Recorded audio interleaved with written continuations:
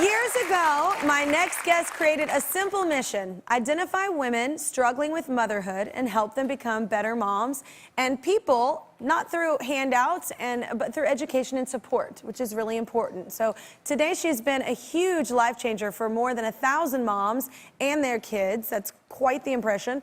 Please welcome from Step by Step, Krista Linden, y'all. Just reading that, I hope you feel accomplished and successful in your purpose, because it's a beautiful thing what you do. And how did you come up with Step by Step?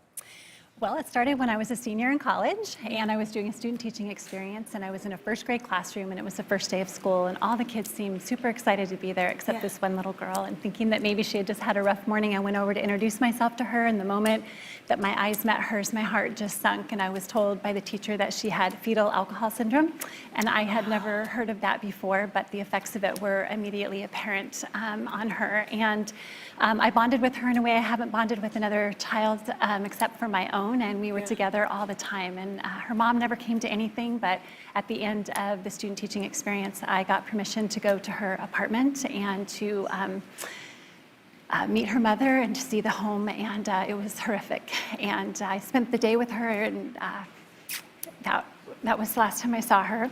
And I do know that she was put into foster care and she was adopted, but her face never left my mind, and so made an impact. Made a huge impact. And my husband and I met in college, and then in 1997 I held my first of 7 daughters in my arms for the first time, and it was then that Leanne's face haunted me. And Wait, did you say you have 7 daughters? I wish there was wine in here so I could hand it to you. Like, I can take it. That's a lot of estrogen. But okay, that's a remarkable thing as well. But you just couldn't keep her out of your mind, right? So I thought if there was anything I was going to do with my life other than raise my girls, and I didn't know there was going to be 7 of them at the time, but I wanted to really come in at a time, and it's such a vulnerable time, and really help change the trajectory of a child's life. And even if it was 2 or 3, and now Step by Step serves 1,200 women at a time across 4 counties. So that's incredible. It's been a big deal. That's incredible. While being a mom of 7 girls, you're like a superhero. Like, I mean, we have 4 kids and I got a lot of jobs. It still sounds like way more work. I'm like, wow. So what are some of the services that help the women via Step by Step?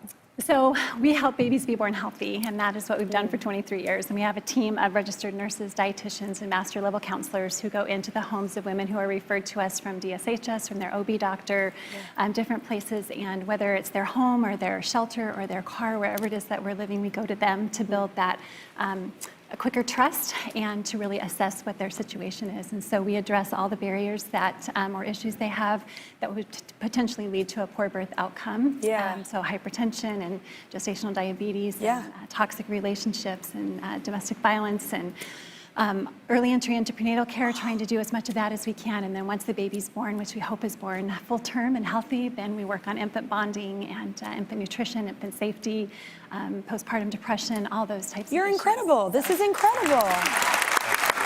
It's so cool.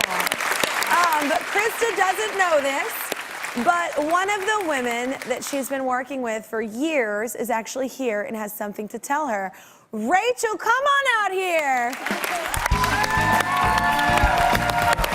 on out. Yeah. Oh my gosh, well, have a seat. So Rachel, I know that you've been wanting to tell Krista something. Krista. Yes. My dearest Krista.